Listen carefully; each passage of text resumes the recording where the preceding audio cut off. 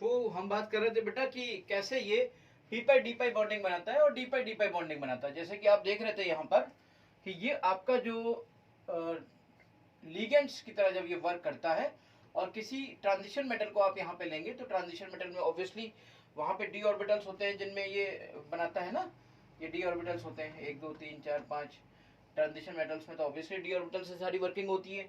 तो यहाँ पर ये डी ऑर्बिटल्स के अंदर जब ये आता है, ये आपका अपना एक सिंगल इलेक्ट्रॉन देगा, ये सिंगल इलेक्ट्रॉन देगा, तो ये एक तरीके से सिंगल इलेक्ट्रॉन किसकी तरह काम करता है, ऐसे सिग्मा पाई। तो पाई का इसमें कैरेक्टर होता है बेटा, इसलिए इसको हम डी पाई कह देते हैं, ऑल्दो ये कोवलेंट कोऑर्डिनेट बॉन्ड होता है। ठीक है, इसके बाद हम बात करते हैं रिएक्टिविटी टूवर्ड डाईहाइड्रोजन। हाइड्रोजन की तरफ इसकी रिएक्टिविटी की बात करें तो हाइड्रोजन के साथ ऑब्वियसली हाइड्रोजन के साथ नाइट्रोजन हो, फास्फोरस हो, एंटीमनी हो, सभी हाइड्रोजन के साथ NH3 इस टाइप की चीज़ें बनाएंगे, जैसे NH3 है, PH3 है ना, ये जैसे आपका SbH3 है, ये सब के सब बनाने की टेंडेंसी है, क्योंकि सब में यहाँ पर ये +3 पे वर्क कर रहा है, +3 तो सभी लोग आराम से रखते हैं, ये SH3 है, ये सब के सब हाइड्राइड बनाते हैं, इवन की एंटीमनी भी आपका आराम से ये बनाएगा, कोई दिक्कत नहीं, इसमें तो सभी चीज़ें होती हैं। देखिए बेसिसिटी ऑल्सो द ऑर्डर, लेकिन बेसिसिटी लगातार घटती चली जाती है, बेसिसिटी लगातार घटती चली जाती है। सबसे ज़्यादा बेसिक होता है NH3, उसके बाद बेसिक होता है PH3, उसके बाद बेसिक होता है ASH3, SbH3 और बिस्मथ। ऑब्वियसली बेसिसिटी घटती जाएगी, क्योंकि बेसिसिटी का मतलब क्या होता है, बेसिसिटी का मतलब होता है कि इलेक्ट्रॉन डेंसिटी का कहीं पर इकट्ठे होना। अब जब यहाँ पर अमोनिया पर तो बेसिक, अमोनिया तो बहुत ज़्यादा बेसिक होगा, है ना, लेकिन अमोनिया के बाद अगर आप फास्फोरस की बात करोगे तो ये जो इलेक्ट्रॉन पेयर है, लोन पेयर है, फास्फोरस बेसिसिटी क्यों घटती जाती है, जरा इसको समझते हैं। फास्फोरस के ऊपर जो ये लोन पेयर होगा ना, ये लोन पेयर क्या करेगा, ये लोन पेयर उस डी ऑर्बिटल में चला जाएगा, और तो ये लोन पेयर उस डी ऑर्बिटल में चला जाएगा तो ऑब्वियसली यहाँ पर उसका इफेक्ट कम होता चला जाएगा। याद रखिएगा, ज्यादा किसी जगह पर इलेक्ट्रॉन डेंसिटी अच्छी होगी, वो उतना ही अच्छी तरीके से बेस का काम करेगा। तो यहाँ पर नाइट्रोजन पर इलेक्ट्रॉन डेंसिटी सबसे अच्छी है, इसलिए ये सबसे अच्छे बेस की तरह काम करता है, बाकी के लोग उतने अच्छे बेस की तरह काम नहीं करते हैं। याद रखिएगा इस बात को कि यहाँ पर नाइट्रोजन है, नाइट्रोजन में बेस की प्रॉपर्टी सबसे ज़्यादा हो गई, और नीचे जाने पर लगातार आपका बेसिक प्रॉपर्टी लगातार घटती चली जाएगी। इसका रीज़न उन्होंने दिया कि मैंने रीज़न की आपको बताने की क्या ज़रूरत है। ठीक है, एक खास बात ज़रूर है जो कि NH3 के अंदर है, बाकी लोगों के अंदर नहीं है, केवल NH3 उसके लिए स्पेशल है। और किस लिए स्पेशल है, स्पेशल है इसलिए इसमें हाइड्रोजन बॉन्डिंग होती है। आप सब जानते हैं बॉन्डिंग इसमें होती है, क्यों होती है ये भी जानते हो अच्छे से। इसी वजह से बेटा NH3 आपका in solid as well as liquid state, because of this it has higher melting point and boiling point than PH3। इसी वजह से इसका मेल्टिंग पॉइंट और बॉइलिंग पॉइंट भी हायर होता है। देखिए आप NH3 का मेल्टिंग पॉइंट कितना ज़्यादा है, PH3 का देखिए, PH3 बॉइलिंग पॉइंट देखिए, और सबसे कम इस डिस्टेंस भी इसी में होगी, क्योंकि सबसे ज़्यादा पोलैरिटी होती है। वैसे भी P और H में आपको मैंने बताया था कि वहाँ पर पोलैरिटी नहीं होगी, N और H में सबसे ज़्यादा पोलैरिटी होती है। तो जहाँ पर जितना ज़्यादा इलेक्ट्रॉन नेगेटिविटी का डिफरेंस होता है, वहाँ पर बॉन्ड लेंथ उतनी ही कम होती है। नाइट्रोजन जो कि अप्रोक्सीमेटली 3 की इलेक्ट्रोनेगेटिविटी पर होता है, और हाइड्रोजन जो कि अप्रोक्सीमेटली 2.1 और 2.1 की और 2 की इलेक्ट्रोनेगेटिविटी पर होता है।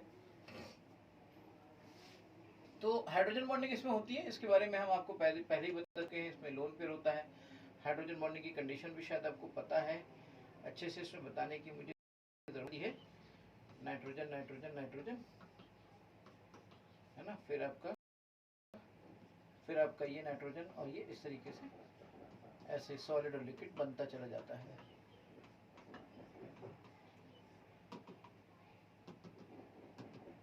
ये डाइपोल डाइपोल इंटरेक्शन होता चला जाता है, क्योंकि ये डाइपोल नेगेटिव है, ये डाइपोल पॉजिटिव है, ये डाइपोल पॉजिटिव है, ये डाइपोल नेगेटिव है, इस तरीके से नेगेटिव पॉजिटिव होता चला जाता है, और इस तरीके से ये चीज़ें बढ़ती चली जाती हैं। बेटा इसको हम थोड़ा सा और आगे ऊपर बढ़ा लेते हैं। मेल्टिंग पॉइंट और बॉइलिंग पॉइंट में हमने चीज़ों को देखा, खास चीज़ें तो देखने लायक है नहीं। Let's do reactivity towards oxygen, towards oxygen देखते हैं हम चीज़ों को। ठीक है।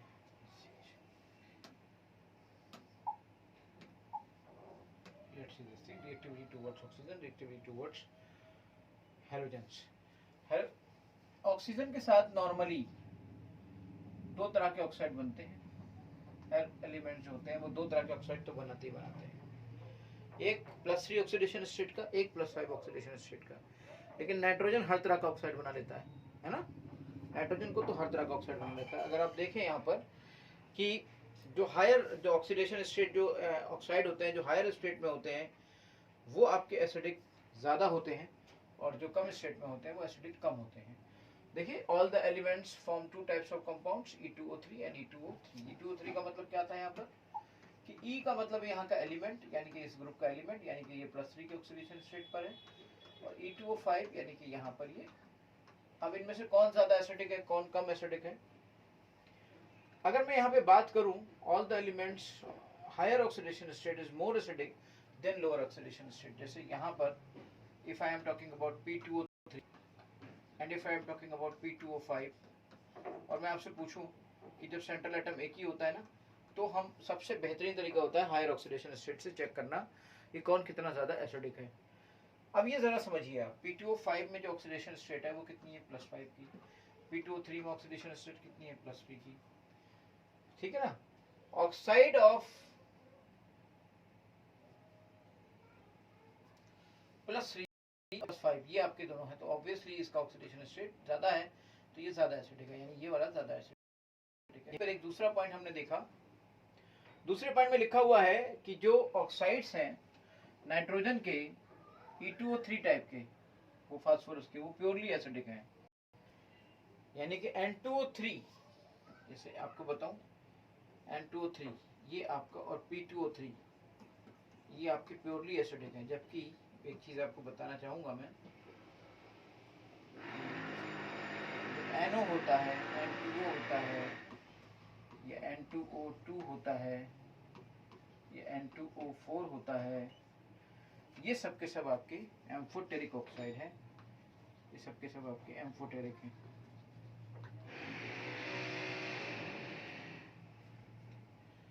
ये सब के सब आपके एम्फोटेरिक हैं।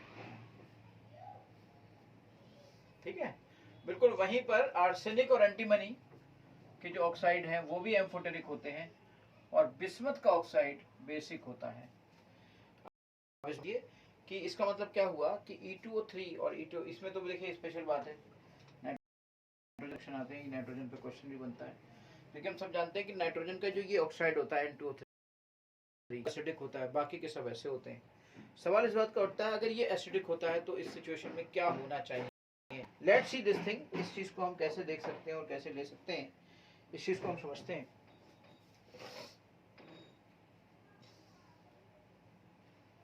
अब ये देखा आपने, मैं इस चीज को फिर से दिखाऊं कि जो बिस्मथ के ऑक्साइड है, इसको मैं थोड़ा सा आगे और बढ़ा लेता हूँ, स्पेस मुझे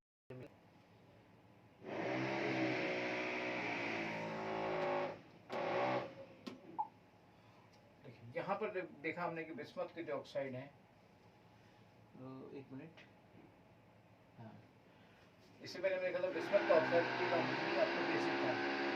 बिस्मथ का ऑक्साइड यानी कि Bi2O3, ये Bi2O3 जो बिस्मथ का ऑक्साइड है, ये अब आप सोचो कि इसमें अगर सोचो Bi2O5 इसमें एग्जिस्ट करेगा, तो Bi2O5 इसमें एग्जिस्ट नहीं करेगा, क्योंकि बिस्मथ में +5 एग्जिस्ट नहीं करना पसंद करता है। बिस्मथ का +5 एग्जिस्ट नहीं करता है। यहाँ पर बिस्मथ का +3 ही एग्जिस्ट करेगा, और बिस्मथ का +3 ऐसे आराम से एग्जिस्ट करेगा, बट जिससे मैं यहाँ पे कह सकता हूँ कि बिस्मथ आपका +3 पे एग्जिस्ट करता है। और इस तरीके से ये -2 से, ये -2 है, ये आपका +3 हो जाएगा। ये प्रीडोमिनेंटली बेसिक होता है, दिस इज बेसिक, बिस्मथ का ऑक्साइड बेसिक होता है। एंटीमनी और उसका ऑक्साइड, क्योंकि एंटीमनी और ऑक्साइड में क्या होता है ना कि वहाँ पर पॉसिबिलिटी है कि वो metallic, non metallic, metallic character, लेकिन बिस्मथ में तो मेटेलिक बॉन्ड्स होते हैं ना। आप सब जानते हो कि बिस्मथ में तो मेटेलिक बॉन्ड्स होते हैं, पहले ही बताया कि बिस्मथ हैविंग मेटेलिक बॉन्ड्स। तो जब बिस्मथ के अंदर मेटेलिक बॉन्ड्स हैं तो फिर तो कोई मसला ही नहीं है, मसला ही नहीं है, फिर तो बात ही खत्म हो गई। मेटल्स कोई आपके एसिडिक ऑक्साइड थोड़ी बनाएंगे, मेटल्स तो केवल बेसिक ऑक्साइड ही बनाते हैं। हम बात करते हैं, now we are talking about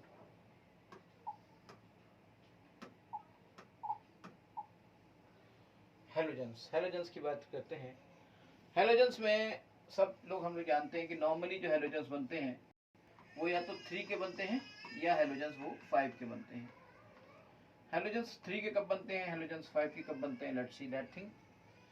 halogens आपके 3 के कब बनेंगे, हेलोजेंस 5 के कब बनेंगे। हम सब जानते हैं, देखिए हेलोजेंस में नॉर्मली ये बाकी के सब बना सकते हैं, लेकिन नाइट्रोजन 5 का नहीं बनाएगा। नाइट्रोजन आपका 5 का नहीं बनेगा, नाइट्रोजन का आपका 3 का ही बन सकता है मैक्सिमम। क्यों? क्योंकि नाइट्रोजन में आपका डी ऑर्बिटल प्रेजेंट नहीं होता। हाँ, इसमें आपका 5 का बन सकता है क्योंकि इसमें डी ऑर्बिटल प्रेजेंट होता है। देखिए यहाँ पे इन्होंने लिखा भी है खास तौर पर, nitrogen does not form pentahalides due to non availability of the d orbital in its valence shell. Nitrogen अब पेंटाहेलाइड नहीं बना सकता क्योंकि उसकी अवेलेबिलिटी नहीं है। ठीक है ना।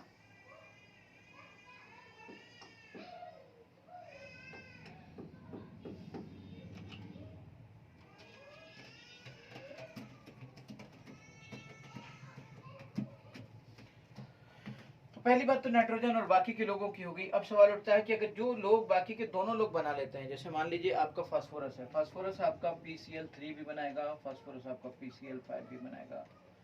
सवाल उठता है कि इसमें अगर देखा जाए तो कौन सबसे ज्यादा कोवलेंट है, कौन ज्यादा कोवलेंट है, हु इज मोर कोवलेंट।